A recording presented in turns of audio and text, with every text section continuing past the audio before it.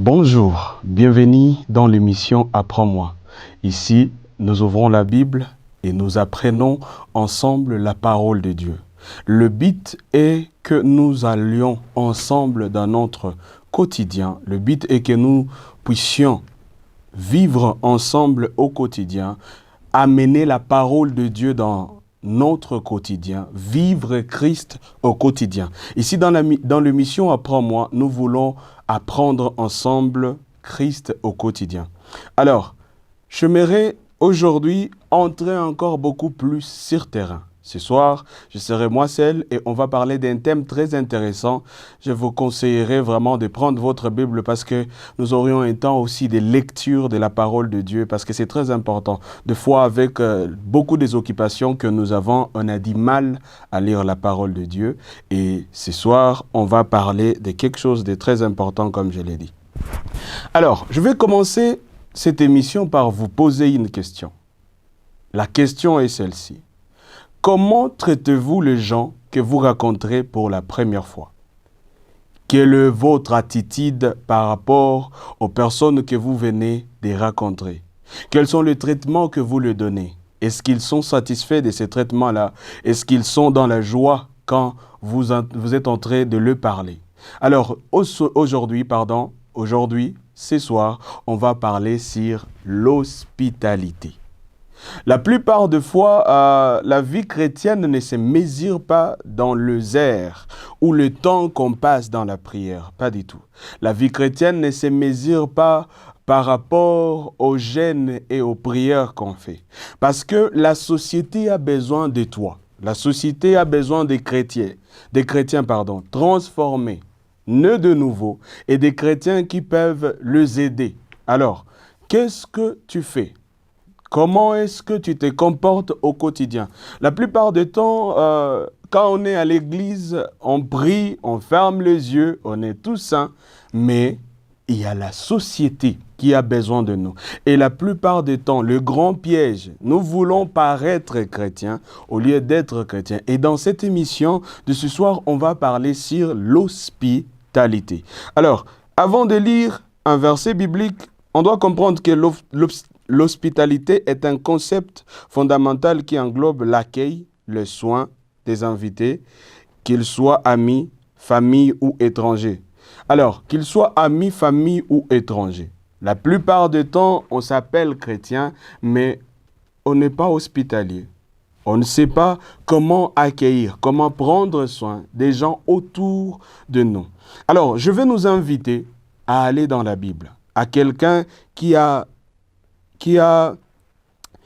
comme un exemple, un père du témoignage de l'hospitalité. Nous sommes dans Genèse 18, versets 1 jusqu'à 15. Je vous avais dit que nous allons lire la Bible ensemble et j'aimerais que tu puisses lire la Bible avec moi à la maison. Alors, allons-y ensemble. Nous sommes dans Genèse 18, versets 1 jusqu'à 15. La Bible dit ceci. L'Éternel lui apparut parmi les chênes de Marée. Comme il était assis à l'entrée de sa tente, pendant la chaleur du jour, il leva les yeux et regarda, et voici, 3 hommes étaient debout près de lui. Quand il le vit, il courut au-devant d'eux, depuis l'entrée de sa tente, et se prosternant en terre. Et il dit, Seigneur, si j'ai trouvé grâce à tes yeux, n'aie pas point, je te prie, loin de ton serviteur. Permette qu'on apporte un peu d'eau pour vous laver le pied et reposez-vous sous cet arbre. J'irai prendre un morceau de pain pour fortifier votre cœur, après quoi vous continuerez votre route, car c'est pour cela que vous passez près de votre serviteur. Ils répondirent, fais comme tu l'as dit. Abraham alla promptement dans sa tente vers Sarah et dit, vite 3 mesures de fleur de farine pétrie et fait des gâteaux. Abraham courut à son troupeau, prit un veau tendre et bon et le donna à un serviteur qui s'y attint et l'a prêté. Il prit encore de la crème et du lait avec le veau qu'on avait apprêté et il mit devant eux, il s'étend lui-même à leur côté sous l'arbre et ils mangèrent. Alors ils lui dirent, où est Sarah, ta femme? Il répondit, elle est dans la tente. L'un d'entre eux dit, je reviendrai vers toi à cette même époque et voici Sarah, ta femme, aura un fils. Sarah écoutait à l'entrée de la tente qui était derrière lui. Abraham et Sarah étaient vieux, avancés en âge, et Sarah ne pouvait plus espérer avoir des enfants. Elle rit en elle-même en disant, maintenant que je suis vieille, aurais-je encore des désirs, mon Seigneur, de désirer mon Seigneur aussi est vieux? L'Éternel dit à Abraham, pourquoi donc Sarah a-t-elle ri en disant, est-ce que vraiment j'aurai un enfant? Moi qui suis vieille, y a-t-il rien qui soit étonnant de la part de l'Éternel? Au temps fixé, je reviendrai vers toi à cette même époque et Sarah aura un fils. Sarah mentit en disant, je n'ai pas ri. Car elle eut peur, mais il dit, au contraire, tu as ri. Ces hommes se levèrent pour partir et regardèrent du côté de Sodome, Abraham allant avec eux pour les accompagner. Alors, ce soir, on est en train de parler de quelque chose de très important. Et j'aimerais que tu sois vraiment concentré sur ça, l'hospitalité. La chrétienté, comme je l'ai dit auparavant, ne se mesure pas sur ce que nous voulons prétendre être. C'est ce que nous sommes en train de faire, c'est ce que tu es en train de faire à la maison, c'est ce que tu fais couramment qui montre que tu es un chrétien.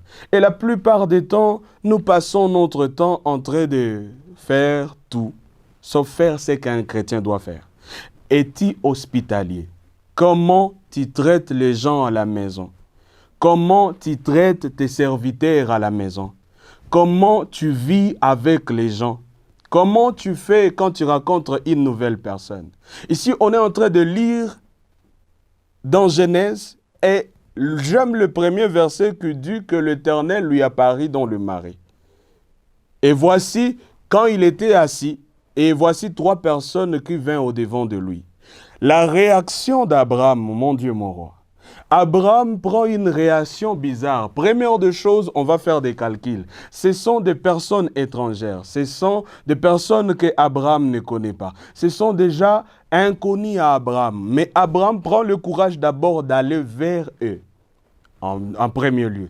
Et en deuxième lieu, il part vers eux et il les propose des choses. Il le propose de laver leurs pieds, il le propose de donner le pain, afin que leur cœur soit apaisé. Que cela ne tienne derrière son cœur, il ne voulait pas simplement proposer le pain, il voulait aussi proposer à donner presque tout à manger et qu'ils se reposent. Comment est-ce que tu traites les gens dans ton quotidien? Est-ce que quand tu te rencontres avec de nouvelles personnes, ils se sentent à l'aise? Quand tu te rencontres avec de nouvelles personnes, est-ce qu'ils se sentent privilégiés avec toi ou tu les proposes de prier et après avoir prié, ce qu'ils vont voir de toi, c'est une autre personne?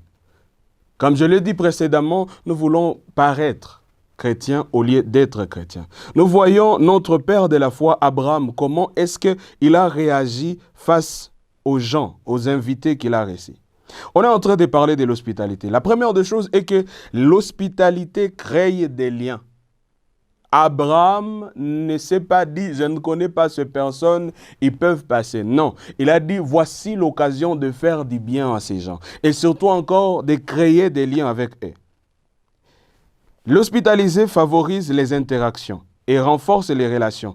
Accueillir quelqu'un chez soi ou offrir un service de qualité dans un cadre professionnel crée un sentiment de communauté. Ça veut dire que l'hospitalité crée un sentiment nouveau, crée un sentiment de communauté. Le premier pas vers la connaissance, vers avoir des relations avec des gens, le premier pas est l'hospitalité. Ça veut dire que si Jésus nous a envoyés pour faire des disciples, le premier pas pour faire les disciples, je peux dire encore comme ça, que le premier pas est d'abord d'avoir l'hospitalité. Parce que on ne peut pas premièrement, écouter quelqu'un qui n'est pas hospitalier. Tu ne peux pas prêcher Jésus alors que toi-même tu as du mal à accueillir, à vivre bien avec les gens. C'est impossible. C'est pourquoi on a beaucoup plus du mal à prêcher l'évangile aujourd'hui parce que nous-mêmes, le porteur de l'évangile, on ne ressemble pas à cet évangile qu'on est en train de prêcher. Parce qu'on n'est pas hospitalier. On ne crée pas un environnement qui donne aux gens envie de nous écouter. Je vais vous donner un petit exemple. Si vous me voyez aujourd'hui à la télévision, parce que je me suis rencontré avec quelqu'un, et après avoir me rencontré avec cette personne est partie en train de parler de moi, et aujourd'hui je suis ici. Il s'appelle Bonaventure Nick. On s'est rencontré un jour à la télévision RTNB, et il y avait une émission des chantres, et on était tous invités. La manière dont on a parlé a fait en sorte que Bonaventure s'est senti connecté à moi et m'a amené à parler de moi à ses chefs pour que je sois en train de te parler, pour qu'on soit en train de parler avec toi aujourd'hui. Alors, l'hospitalité ne fait pas simplement que t'ouvrir les portes, ça te donne aussi des nouvelles, comme le premier point le dit, il te donne aussi des ouvertures envers les autres. L'hospitalité crée des liens sociaux. L'hospitalité est aussi, sur le côté culturel, il t'aide aussi à connaître les autres, comment est-ce qu'ils vivent. Parce que tu ne peux pas connaître comment est-ce que les autres vivent si tu ne sais pas comment les approcher. Si tu ne sais pas comment est-ce que tu peux parler aux gens, tu auras du mal. Ce qui a fait en sorte que Abraham puisse avoir Isaac la plupart des temps, nous venons de le lire ici, c'est sa manière, comment est-ce qu'il a accueilli les gens qui étaient presque inconnus pour lui. Comment est-ce que tu traites les gens? Comment est-ce que tu les accueilles? Comment est-ce que quand tu te rencontres avec une nouvelle personne, comment est-ce que tu lui parles? Est-ce que tu lui parles bien? Est-ce qu'il se sent dans un environnement d'équilibre tranquille? Comment est-ce que tu traites les gens? Accueillir les autres, renforcer les liens communautaires. En accueillant les autres, nous créons des relations et des communautés plus fortes. Quand tu accueilles quelqu'un, tu viens de créer une nouvelle relation. Quand tu accueilles quelqu'un, tu viens de créer quelque chose de nouveau. Quand tu accueilles quelqu'un bien, tu viens de créer quelque chose de lourd envers cette personne. Ce que Abraham a fait, c'était simplement accueillir ces gens, le proposer. Comment est-ce que tu accueilles les gens? Est-ce que les gens, quand ils arrivent premièrement chez toi, est-ce qu'ils se sentent à l'aise? Est-ce que tu le souris? La plupart des temps, beaucoup plus ici en Afrique, par manque d'hospitalité, quelqu'un peut arriver chez toi et sortir de chez toi en ayant un cœur lourd. Si je dis en Afrique, parce que on est arrivé dans un point où on est en train de craindre tout le monde, où il y a des stéréotypes par rapport aux inconnus, en disant que peut-être s'il entre chez moi, il va me faire du mal. Peut-être si je le fais, je l'ouvre mon cœur, il me blessera. Ce que j'aimerais te dire, c'est quoi? Use d'abord de l'hospitalité. Ne te base pas sur le blessure passé pour faire du bien aux gens. La Bible, qu'est-ce que la Bible dit? Il dit ceci, sème le matin, sème le soir, sème pendant la journée, sème à tout moment, parce que tu ne connais pas quelle sémence prendra, quelle sémence donnera le fruit. Alors, au lieu que tu t'ouvres aux gens, après avoir peut-être eu une blessure dans la société, tu t'es renfermé. Tu t'es renfermé sur toi-même. Tu t'es renfermé sur toi-même et tu ne veux plus les gens autour de toi. Tu ne veux plus accueillir les gens. Mais ce que j'aimerais que nous puissions savoir est que l'hospitalité renforce les liens communautaires. Quand tu salues les gens, quand tu les accueilles bien, les gens se sentent toujours bien avec toi. J'aimerais prendre une autre personne, un personnage dans la Bible sur l'hospitalité. Dorcas. C'était une femme extraordinaire. À cause de l'hospitalité, à cause de prendre bien le soin aux gens, à cause de prendre bien les gens ont réclamé même sa résurrection. Est-ce que toi, si tu as un problème maintenant, est-ce que les gens viendront parler de toi? Est-ce que si tu as un problème maintenant, est-ce que les gens viendront auprès de toi pour chercher comment est-ce que tu dois quitter dans ce problème? Ou tout le monde t'abandonnera et dira, hey, il est toujours dans son coin tout seul. Maintenant, nous vivons dans un monde, après avoir reçu des coups dans la vie, on veut être solitaire. On ne veut pas parler aux gens. On ne veut pas s'ouvrir aux gens. Mais je vais te dire que c'est dangereux. À plus d'être solitaire, tu vas tomber dans le stress et tu auras des grands problèmes.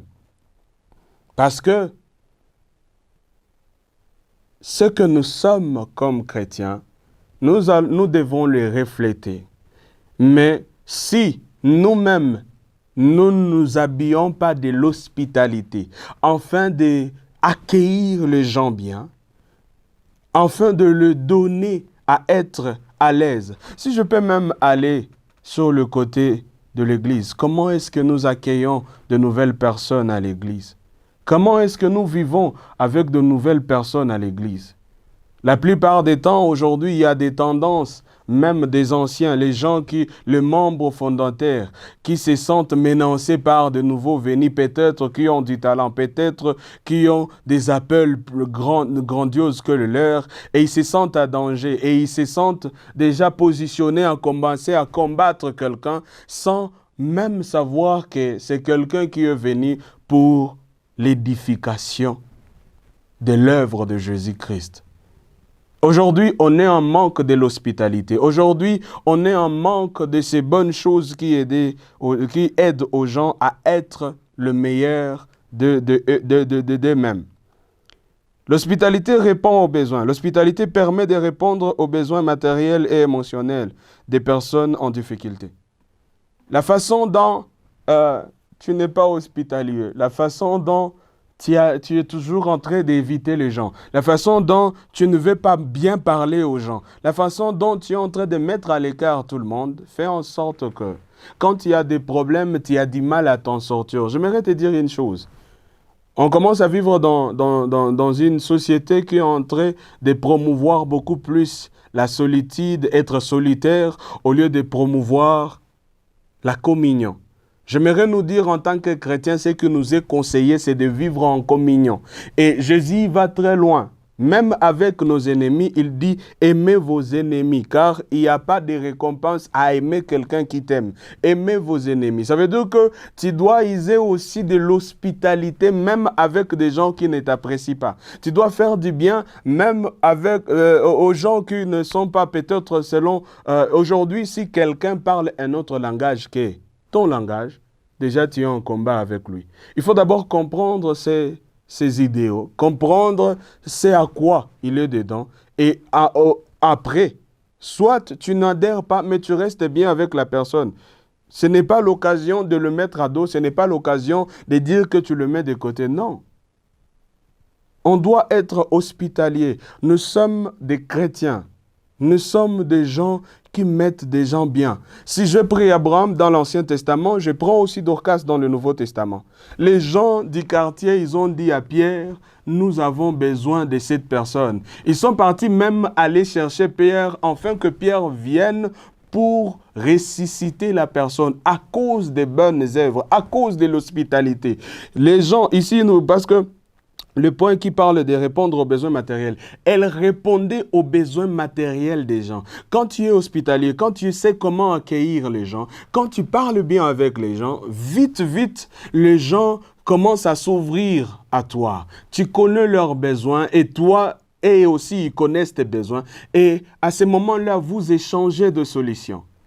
Peut-être ton business n'évolue pas parce que toi-même, tu ne sais pas comment accueillir les gens. Peut-être ton business n'évolue pas parce que toi-même, tu as du mal à parler avec les gens. Alors, si tu as du mal à parler avec les gens, qui viendra acheter chez toi? Qui viendra acheter tes marchandises? Si toi-même, tu as du mal à parler avec les gens autour de toi. Aujourd'hui, j'aimerais que nous puissions prendre conscience d'être des gens hospitaliers, d'avoir l'hospitalité, savoir comment accueillir. Le dernier point sur l'hospitalité, c'est révéler la bonté de Dieu. L'hospitalité révèle la bonté de Dieu. Quand tu es hospitalier, autour de toi, les gens vont voir Dieu. Quand tu as l'hospitalité, les gens autour de toi, vont vivre Christ. Quand tu as l'hospitalité, tous ceux qui sont autour de toi vivront dans la joie parce que ce que tu seras en train de donner parlera de Christ avant que toi tu parles de lui. Parce qu'en Antioche, les gens qui ont appelé les autres chrétiens, ce sont des gens qui ont été touchés. Ce sont des gens qui ont vu comment est-ce que le groupe de gens là vivait. Comment est-ce que les gens vivaient dans le premier église? Les gens vivaient ensemble. Les gens vendaient leurs parcelles afin de venir mettre l'argent à l'église et vivre en communauté. Et aujourd'hui, comment est-ce qu'on est en train de vivre? Tout le monde veut avoir sa part. Tout le monde est en train de se battre pour que ne puisse pas être avec l'autre. D'où on a du mal même à travailler ensemble parce qu'on n'est pas hospitalier. Si je travaille avec lui, il va me faire un mauvais coup. On est bâti sur le blessure des autres, des fois même sur le blessure du passé, et on est en train de mettre les gens à côté. En pratiquant l'hospitalité, nous manifestons l'amour, la bonté de Dieu envers les autres. En pratiquant l'hospitalité, nous manifestons la bonté de Dieu et l'amour de Dieu. Quand Abraham a couru vers ces gens, tout ce qu'il voulait, c'est le faire du bien. La volonté de Dieu dans notre vie, au quotidien, tous les jours, est que les gens autour de nous puissent vivre dans la joie de connaître qu'il y a un Dieu vivant qui a créé de belles personnes, de belles créatures capables de faire du bien aux autres.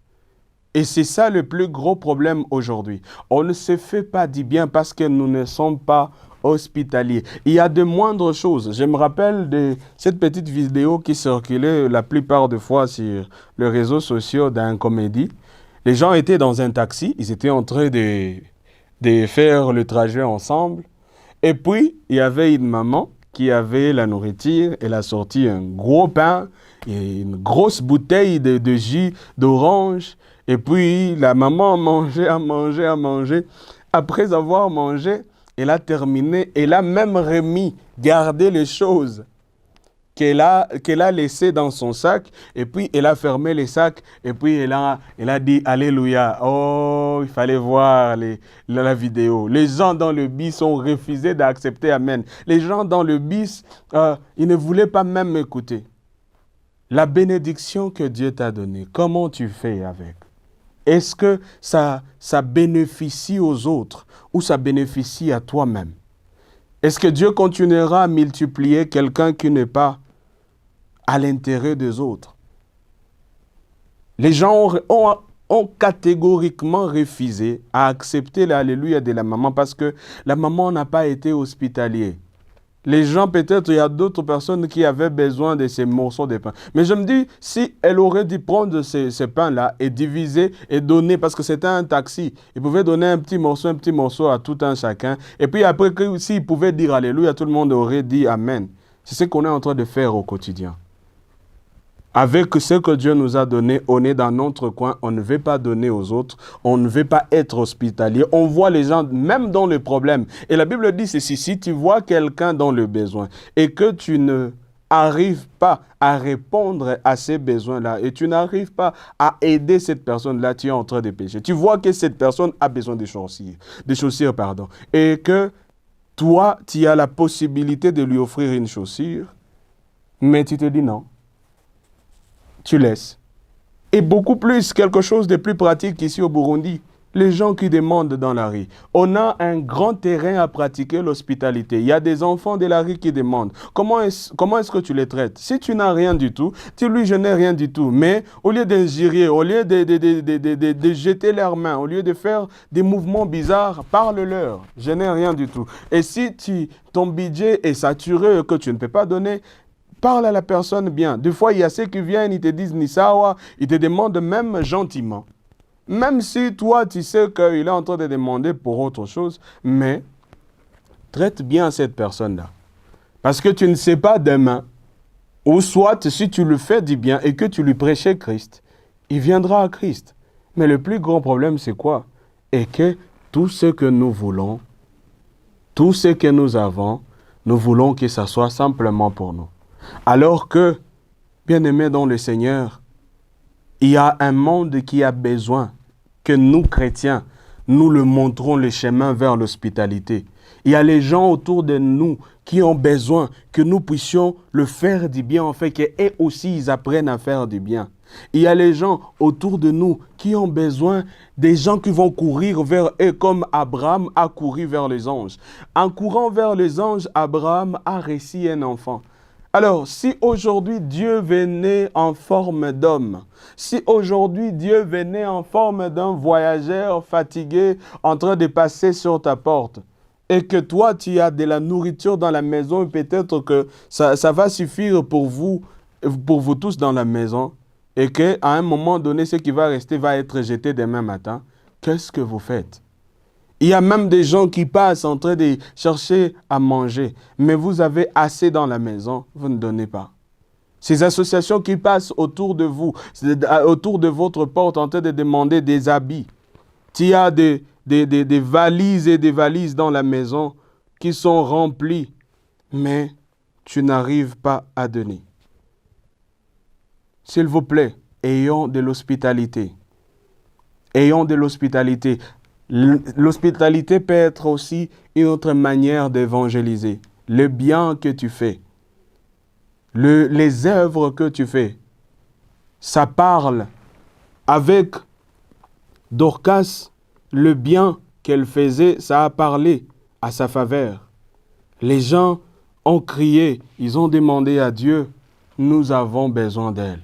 Est-ce que si aujourd'hui tu venais par partir, est-ce que les gens vont regretter ou ils vont dire « Oh Seigneur, merci, la personne qui nous rendait la vie difficile est partie. » Et si aujourd'hui il venait que tu es ruiné, est-ce que tu auras des gens qui vont t'aider parce que toi tu aides les autres?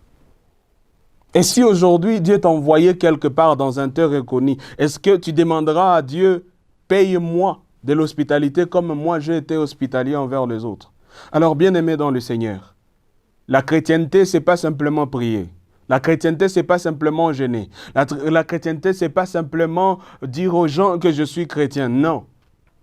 Ne soyons pas des pharisiens en disant des choses que nous ne pratiquons pas.